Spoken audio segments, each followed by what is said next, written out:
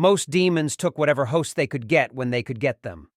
The lesser demons weren't particularly choosy, the commanders of hell turning a blind eye whenever their underlings ventured to the cool place. If an opening appeared to a susceptible host, it was considered there for the taking. Some humans were difficult to take, but others, like Dang, were prime fodder for the dwellers of hell to use as they saw fit. It was no comfort to Police Lance Corporal Dang that the demon who claimed him was so low on the hierarchy that he didn't even have a name worth remembering.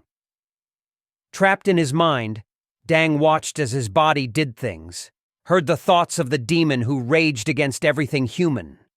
Normally, the damage such a demon could inflict would have been limited, but Dang was a constable, and was thus able to not only walk about the Thai capital city as if he owned the place, but he was also able to walk about armed.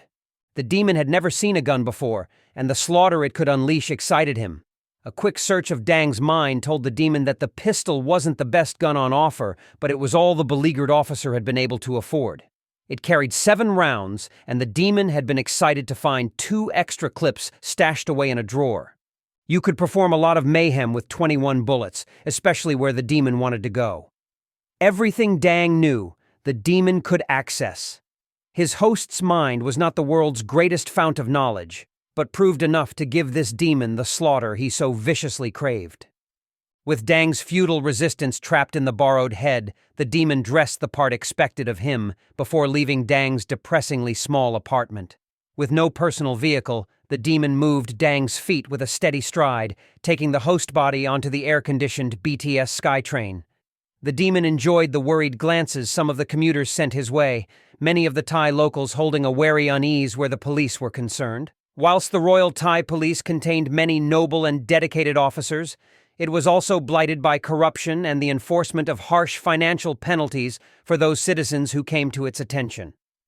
Normally, the host's ride to work was on the back of a motorbike taxi, but the demon wanted to experience as much of humanity as it could before the body it rode ended.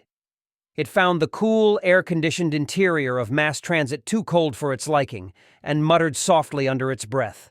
Not something those seated around Dang were happy about. After stepping from the train, Dang's borrowed eyes leering at everything female throughout the trip, the demon found it more and more difficult to control itself. The urge to kill grew with every passing second, the demon's new hand constantly twitching on the holster.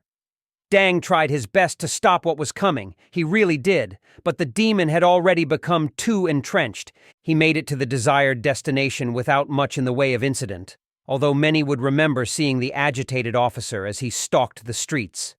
Needless to say, upon reaching his chosen killing ground, the demon didn't remove his shoes when he entered the Buddhist monastery. The demon did, however, remove the bullets from his gun, one at a time, into the bodies of the peaceful monks he encountered there. 15 monks died at the hands of the demon, which was pretty impressive, seeing as how the first 2 shots fired went totally wide.